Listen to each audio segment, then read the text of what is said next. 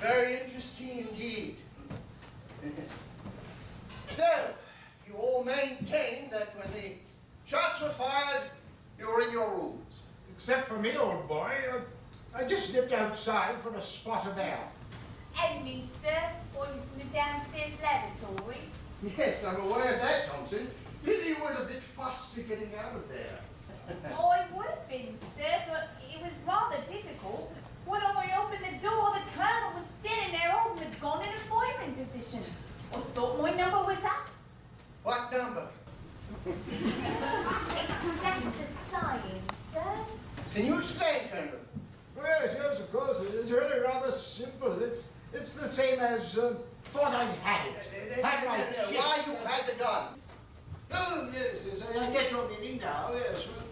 Well, I came inside, you see, and I saw the gun lying there, and, well, I picked it up. And that's when I saw him, sir. Yes, I'm quite aware of that, Thompson. Sorry, sir. Just trying to clarify the events. If I want clarity, I'll ask for it. I usually manage without it. Did you see anyone else, Colonel? Well, they were all on the stairs, with the exception of the butler chap. It all happened so quickly, Inspector. Suddenly, we were all on the staircase. I remember calling out to Mrs. Craddock. Do you recall what you called when you were calling? So difficult. I believe it was, "There's another one gone." Quite tragic. And if you hadn't mislaid the gun, Inspector. Yeah. You were in your basement room, Bunsen? Yes, sir. I wasn't feeling very well. I must be coming down with something. Yes. Too much drink, if you ask me. Did you hear any shots? Yes, sir. I must have dropped off. Dropped off what? He was virtually unconscious on his bed when I checked on him, sir. I must be coming down with the flu or something, sir. May I be excused? It's actually rather urgent. What for?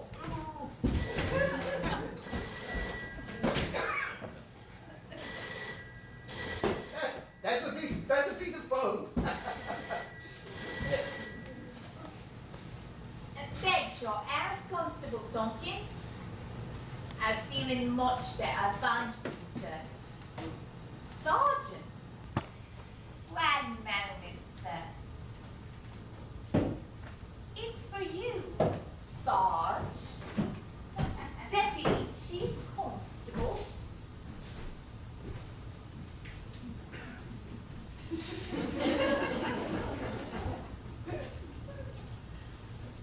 Pratt? Yes, sir. Unfortunate, yes, sir. Well, it didn't happen exactly under my nose. Yes, sir, same weapon. Immediately, sir? But, sir, yes.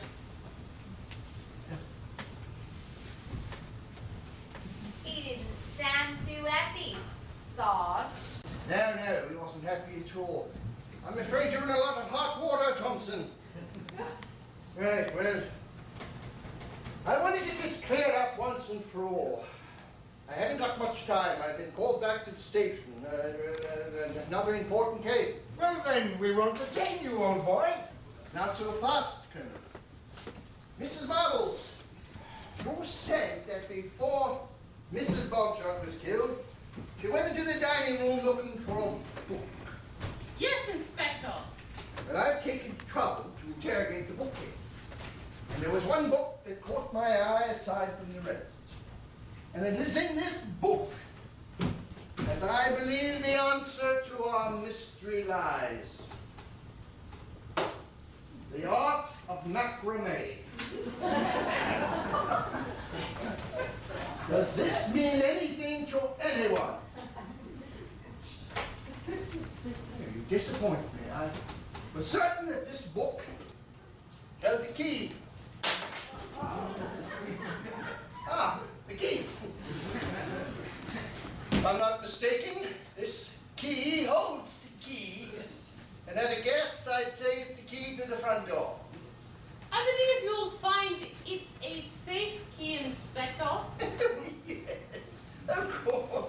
marbles. Why would I anticipate any danger from a key? No, Inspector, the key to the safe. Hey. Yes, precisely what I was thinking. Now, if you'll bear with me a moment, I will open up the proverbial panda's box.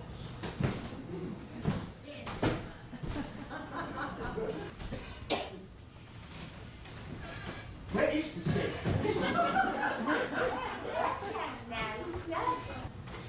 I believe I know, Inspector. Perhaps you will allow me the honor of assisting you. Oh, thank you, Monsieur. But, sir, Now stop fussing, Thompson. It's a pity you don't show that sort of initiative. I believe you'll find the contents of the safe to be unimportant, Inspector. I believe I know the identity of the murderer. I suspect your suspicions will confirm the suspicions which I already suspected. I've come across many similar cases, and this particular case follows a typical pattern. It is my belief that Mrs. Bagshot had a half-brother of Romanian nationality. A half-brother who was rejected by the family and took refuge in Albania, where he mixed with dubious company. He had an illegitimate daughter by the name of Ilana, scorned and humiliated over many years by the family. They sought to gain revenge and inherit a fortune. It is my belief that Mr. Bunting is that man, and that Elizabeth is his daughter. what a ridiculous suggestion! You can't possibly believe that! But I do. This has happened through the line of investigation that I also have been following. Get ready to deal your proof, Mrs. Marvel. I'm afraid that's not possible, Inspector. Oh, come now. Don't be so modest. But I had none. What? I was merely postulating, Inspector. Usually, upon my revelations, the murderer immediately breaks down and confesses. Unfortunately, on this occasion, I seem to have failed. You mean you made it up? Absolutely, Inspector. I thought it was worth a try. It's marvelous. Do you realize the seriousness of your rash pustule? I could have you charged with a very, very, very serious charge. I am sorry, Inspector, but I bring unfortunate news. The safe was empty except for a small amount of money, a trifle. Pity. I had high hopes. However, I will hold on to this. It could be important. Now sworn under wheel, I suppose. No. I think we've covered all possibilities with the will, Thompson. What things have changed, Sarge? The Colonel now inherits the estate. He does? You do? Well, so it would appear, old boy. What? Charles, what are you saying?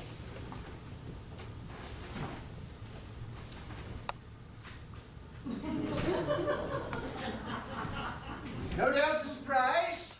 But then again, you were unaware of the long-lasting relationship between the late Mrs. Bogshot and your husband. A relationship with Mildred? I can assure you, Sergeant, that my husband has had no relationships.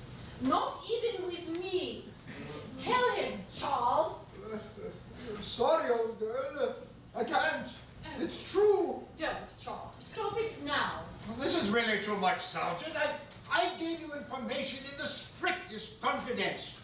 Regrettable, but inevitable. Another crime has been perpetuated. Over a great many years, your husband has had an illicit, lustful, sinful, allegedly affair with Miss Bogshot. As a token of her esteem, she made certain provisions in her will. Upon the death of Mrs. Bogshot, becomes major beneficiary. How could you do it, Charles? How could you do it to me? I think my investigation is concluded. Are you sure, Sarge? No doubt, Thompson. Major beneficiary came here with express intent of killing the two ladies of this house, and he did so with ruthless cunning, expecting to outwit the forces of the law. Unfortunately for him, he didn't count on me.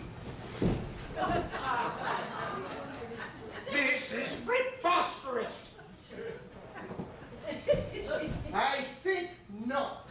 You were near the crime scene on both occasions. Just before Miss Goldchuck was killed, she said, "So you found, as I deducted from the start." She was about to say your gun, the gun you were holding. Actually, Sarge, I deduced it. Stop trying to be clever, Thompson. Mrs. Buckshunt's last words were, "He's trying to kill me." He, you again, Major. Neither Butler Bumstead or Mr. Mayonnaise had anything to gain from her death. Charge him, Thompson.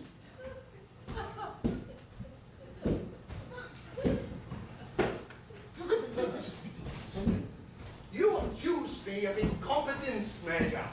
Were the first to cast distortions against me. Perhaps now you'll see how incompetent I really am.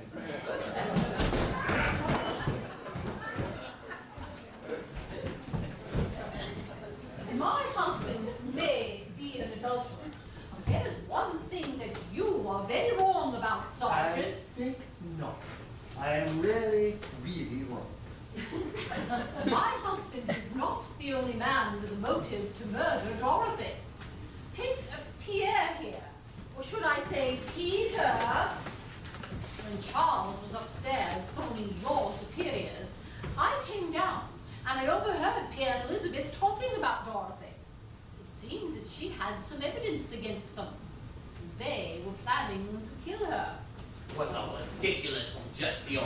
How can you think of such a thing? You can't possibly believe her, Inspector.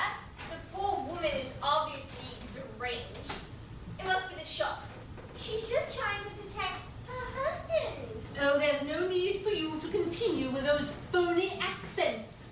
He is as French as you are, Sergeant, and she is a common slut. I will not stay here and listen to this nonsense any longer. Just a moment, miss. I think these two have some explaining to do, Sarge. I believe I may be of some help, Inspector. I remember now, Mildred seemed rather concerned. Something to do with these paintings. They're not real paintings, of course. They're copies. He supplied them. They were in it together. The thought quickens once again. What are your real and proper names? Don't say anything, Pierre. This is all just a ghastly misunderstanding, Inspector. It's no use, Elizabeth. Yeah, please. The game's up, Elizabeth. Can't you see? Fool! Will you not have me? Stop her, Thompson! Oh, I got you, Major. Just like the old Inspector. Hey, Sergeant. Hold on to her, Major! Pull yourself together, Thompson.